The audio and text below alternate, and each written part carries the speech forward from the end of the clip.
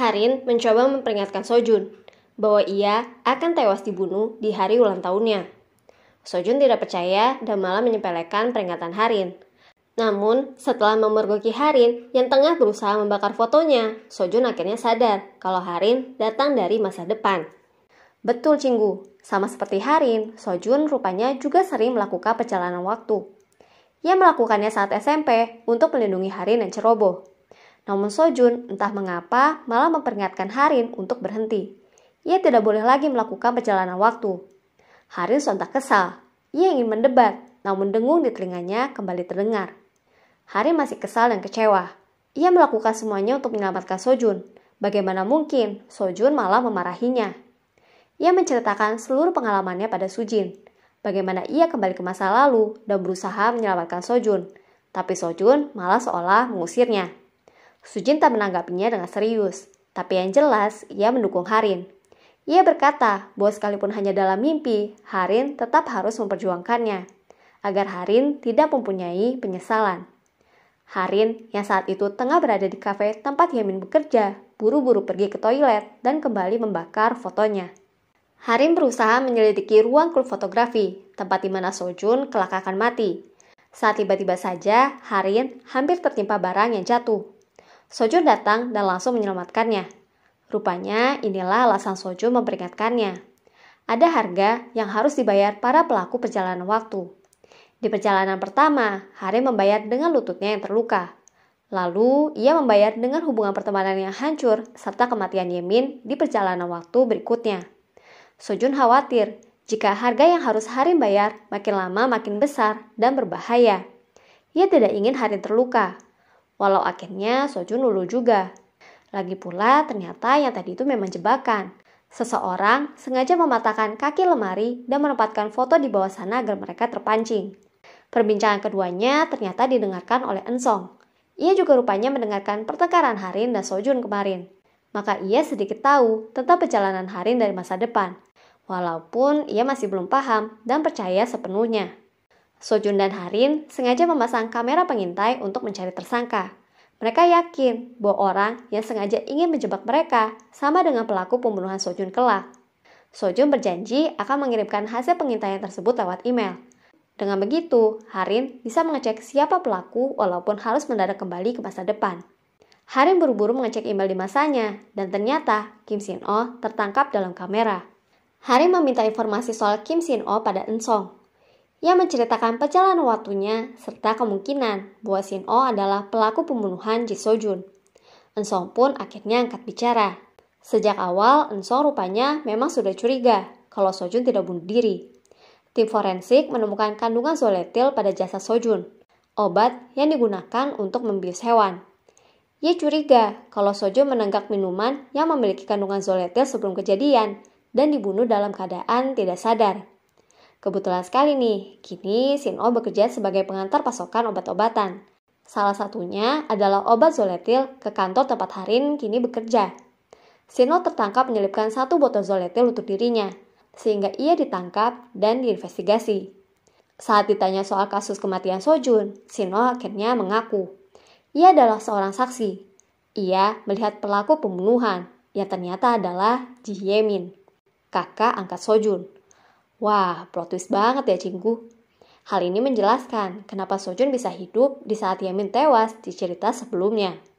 Di sisi lain, kita diperlihatkan seseorang yang menyusup ke rumah Harin dan membakar foto masa lalu. Iya, Yemin lah yang membakar foto tersebut. Ternyata setelah polisi mendengar pengakuan Shin-oh, Yemin mendapat panggilan dari kepolisian. Ia yang selama ini ikut mendengarkan perbincangan Harin soal perjalanan waktu, memutuskan untuk mencari foto yang dimaksud. Yemin ingin memastikan apa yang Harin bicarakan benar.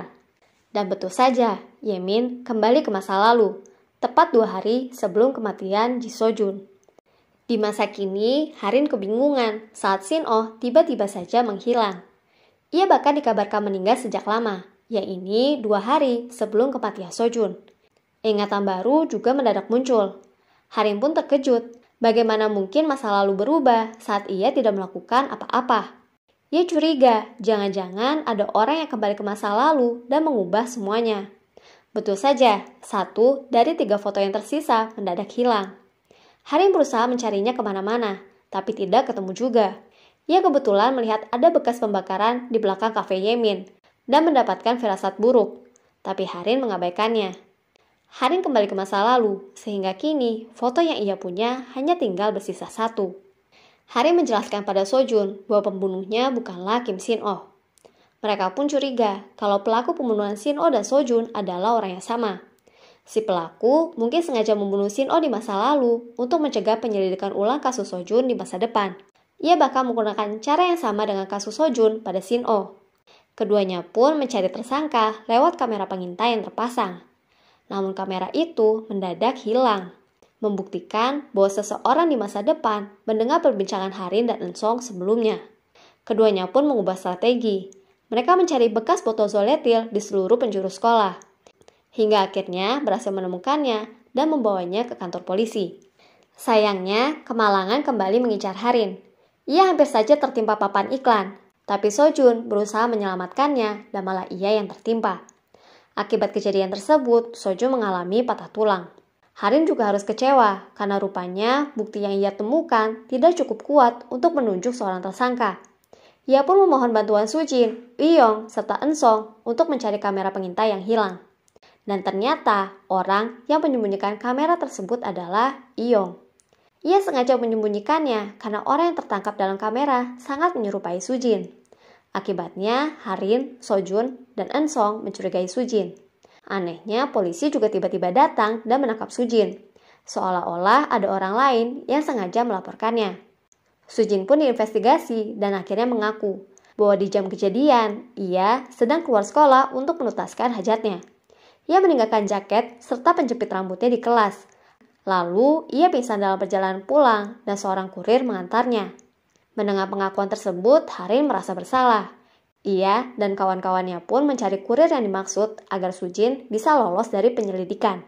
Untungnya, sang kurir berhasil ditemukan oleh Eun-song dan alibi Sujin berhasil dibuktikan. Sesudahnya, Harin dan Sojun pergi ke sekolah. Harin yakin ada jejak sang pelaku yang tertinggal, mengingat itu kali pertamanya melakukan perjalanan waktu.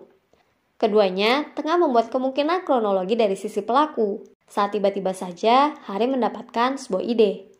Wajah sang pelaku mungkin saja terlihat lewat pantulan jendela. Harin dan Sojun pun mengecek kembali rekaman video, dan betul saja wajah sang pelaku terlihat. Ia adalah Yemin.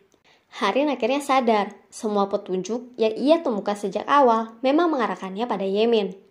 Sojun bukan main terkejut, hatinya hancur sekali saat tahu orang yang membunuhnya adalah kakaknya sendiri. Yemin ditangkap polisi, kita pun diceritakan kisah dari sisi Yemin. Saat hilang di taman bermain, Yemin rupanya diculik. Ia dipekerjakan secara paksa bersama anak-anak gelandangan lainnya. Kehidupannya hancur sekali. Sampai akhirnya, ia beranjak dewasa dan menemukan poster pencarian terhadap dirinya. Yemin pulang dan terkejut saat menemukan sosok tak dikenal di rumahnya, yaitu Sojun. Ia kesal saat tahu Sojun berulang tahun alias diadopsi di tanggal yang sama dengan yang menghilang. Ia marah karena merasa posisinya telah direbut. Ia pun bersumpah akan menyingkirkan Sojun. Harin kembali ke masa kini. Sojun rupanya tetap hidup. Semua berjalan menyenangkan. Kelima sahabat itu kembali berkumpul dengan bahagia, sampai Yemin dinyatakan bebas.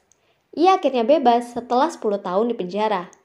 Yemin sengaja mendatangi Harin di tempat kerjanya, mendapatkan nomor telepon Harin, lalu sengaja menipu Harin agar Harin pergi keluar rumah. Saat itulah, ia berusaha membobol rumah Harin untuk mendapatkan kembali foto lama. Ia ingin kembali ke masa lalu untuk mengubah keadaan. Aduh, baru juga mau ending bahagia. Ada lagi aja hambatannya. Sambung ke part terakhir ya.